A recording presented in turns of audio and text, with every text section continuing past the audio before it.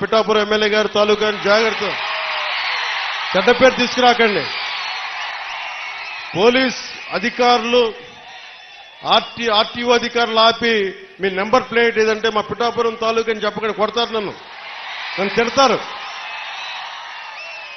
అలాగే 1 వేలో వెళ్ళిపోతా ఏంటి ఇదంటే పిఠాపురం తాలూకా ఎమ్మెల్యే మాకు అలా కాదు. మనం పాటించకపోతే ఎట్లా? అందరూ చట్టాలు పాటించాలని చెప్పే స్థితిలో ఉండి మనం కూడా చట్టాలను పాటించాలి.